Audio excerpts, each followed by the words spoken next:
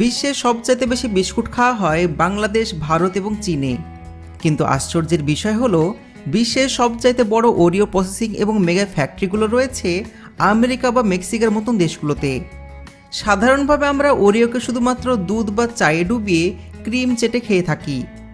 এর বাইরে বিস্কুটের কারখানার ভেতরে তেমন কোনো বিশাল কর্মযজ্ঞ আমাদের চোখে পড়ে না। কিন্তু মন্ডেলেজ কোম্পানি এই সাধারণ ময়দা আর কোকোয়াকে কাজে লাগিয়ে প্রতি বছর বিলিয়ন ডলার আয় করছে। এই মেগা ফ্যাক্টরিগুলোতে এমন সমস্ত প্রসেসিং লাইন রয়েছে যেখানে প্রতিদিন ট্রাকের পর ট্রাক গম, চিনি আর কোকোয়া ঢোকে। আর সেখান থেকে বের হয় এমন সমস্ত সুস্বাদু স্যান্ডউইচ বিস্কুট যেগুলো থেকে কেউ কল্পনা করতে পারবে না যে এগুলোর মূল উপাদান ছিল খেতে সাধারণ গম আর তিতকুটে কোকোয়া বিনস। তো চলুন বন্ধুরা, আমরা ফ্যাক্টরিতে যাই এবং দেখে আসি এই বিশাল কর্মযজ্ঞ আসলে কিভাবে সম্পন্ন হয়। কাঁচামাল সংগ্রহ ও প্রাথমিক ধাপ। এই পুরো প্রক্রিয়া শুরু হয় গমের ক্ষেত এবং কোকোয়া বাগান থেকে। সাধারণত বাড়িতে আমরা প্যাকেট থেকে ময়দা ঢেলে খাবার বানাই। আগে গম বা কোকোয়া কাটার পর সেগুলো বস্তায় ভরে সাধারণ মিলে ফেলে রাখা হতো। কিন্তু ওরিও মেগা ফ্যাক্টরির ক্ষেত্রে এই চিত্রটা একেবারেই আলাদা। ফসল ওঠার পর কৃষকরা সেরা গমের দানা এবং কোকাগুলোকে আলাদা করে রাখেন। অনেক জায়গায় এখন ফ্যাক্টরিদের সাথে কৃষকদের বা বড় মিলের সরাসরি চুক্তি থাকে। স্থানীয় এজেন্ট বা কোম্পানির লোকজন এই কাঁচামালগুলো তাদের কাছ থেকে কিনে নিয়েছেন। এরপর একসাথে অনেকগুলো বিশাল ট্যাঙ্কার বা মালবাহী গাড়ি ভর্তি করে সেগুলোকে ফ্যাক্টরিতে পাঠানো হয়। ফ্যাক্টরিতে একটার পর একটা করে গমের দানা বা কোকোয়া বিনস ভালো করে ধোয়া এবং পরিষ্কার করা হয়। দানার গায়ে লেগে থাকা মাটি, ধুলো, পোকামাকড় আর জমির রাসায়নিক পুরোপুরি ফিল্টার করে ধুয়ে ফেলা হয়। ধোয়া শেষ হলে কনভেয়ার বেল্টের ওপর দিয়ে দানাগুলো ধীরে ধীরে সামনে এগোতে থাকে। এরপর শুরু হয় বাছাইয়ের কাজ। সমস্ত দানা কিন্তু একই রকম হয় না। কিছু দানা বড়, পুষ্ট আর একদম নিখুঁত থাকে।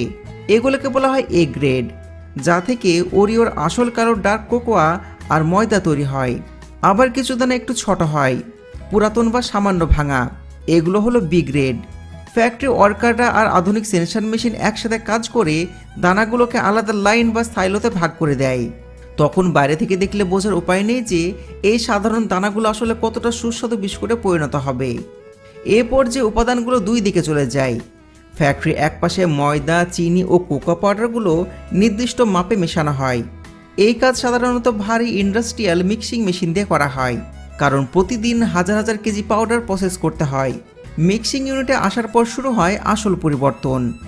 বড় বড় স্পাইরাল মিক্সার মেশিনে এই পাউডার দেয়া হয় এবং সাথে নির্দিষ্ট পরিমাণ জল, তেল মেশানো হয়। মেশিন ঘুরতে ঘুরতে উপাদানগুলোকে ভেঙে একসময় ঘন কালো রঙের আঠালো পেস্টে বা ডোতে পরিণত করে। এই পেস্ট কিন্তু সরাসরি ব্যবহার করা যায় না। প্রথমে এগুলোকে কিছুটা বিশ্রামে রাখা হয় এবং রোলগুলো চ্যাপ্টা করা হয় যাতে পেস্ট আরও মসৃণ হয়ে যায়, কারণ এই ডো দিয়ে তৈরি করা হয় বিশেষ কাঁচা বিস্কুট বা কুকিজ। এরপরে ঘন কালো ডো ঢুকে যায় বিস্কুট ফার্মিং বা মোল্ডিং ইউনিটে। ডোকে বিশেষ রোটারি ছাঁচের ভেতর ঢুকিয়ে উচ্চ চাপ দেওয়া হয়।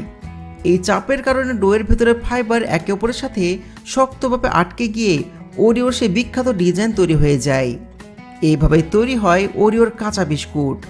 এগুলো তখনও নরম অবস্থায় থাকে, খুব শক্তও না, আবার পুরোপুরি গুঁড়োও নয়।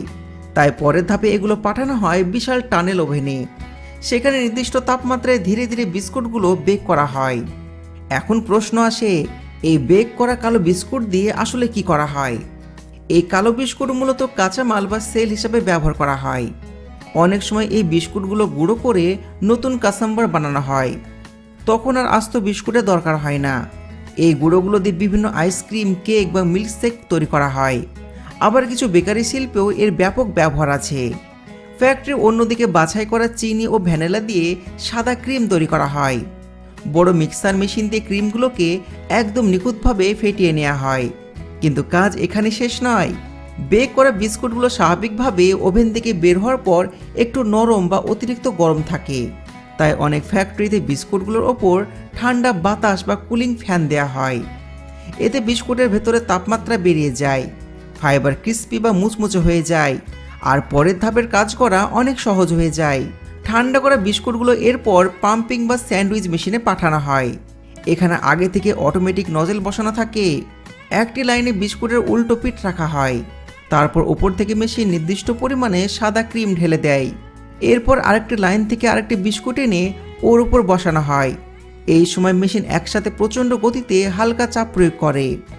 এই চাপে ক্রিমের কারণে বিস্কুটের দুই অংশ একে অপরের সাথে শক্তভাবে আটকে যায়। বিস্কুট তখন তার আলাদা অবস্থান ছেড়ে ধীরে ধীরে একটা সম্পূর্ণ স্যান্ডউইচ ওরিওর আকার নিতে শুরু করে। কয়েক সেকেন্ডের মধ্যেই হাজার হাজার ওরিও বিস্কুট তৈরি হয়ে যায়। কোয়ালিটি চেকিং ও প্যাকেজিং। এরপরে কোয়ালিটি চেকিং টিম প্রতিটি বিস্কুট বেল্টের ওপর পরীক্ষা করে, কোথাও ভাঙা আছে কি না, ক্রিমের পরিমাণ ঠিক আছে কি না, লোগো বা কিনারা ঠিকঠাক হয়েছে কি না, সমস্ত কিছু দেখা হয়। যে সমস্ত বিস্কুটের সমস্যা থাকে সেগুলো অটোমেটিক এয়ারগান দিয়ে আলাদা করা হয় এবং পরে আবার রিসাইকেল লাইনে পাঠানো হয়। সব কিছু ঠিকঠাক থাকলে বিস্কুটগুলো পরিষ্কার লাইনে চলে যায়। এরপর নির্দিষ্ট সংখ্যায় বিস্কুট গোনা হয়, প্লাস্টিকের ট্রেতে বান্ডিল করা হয় এবং সেই বিখ্যাত নীল মোড়কে প্যাকেটজাত করা হয়। এরপর এই প্যাকেটগুলো বড় বড় কার্টুনে ভরে গুদাম করে রাখা হয় অথবা সরাসরি সুপার মার্কেটে পাঠানো হয়, মুদির দোকানে আর এক্সপোর্টের জন্য পাঠিয়ে দেওয়া হয়। তো বন্ধুরা, আশা করি আজকের ভিডিও আপনাদের অনেক ভালো লেগেছে। যদি আজকের ভিডিও ভালো লেগে থাকে ভিডিওতে লাইক করবেন, চ্যানেলকে সাবস্ক্রাইব করবেন আর এইরকমই মজাদার এবং নিত্য নতুন ভিডিও দেখার জন্য আমাদেরকে ফলো করুন। দেখা হচ্ছে পরবর্তী ভিডিওতে। ধন্যবাদ।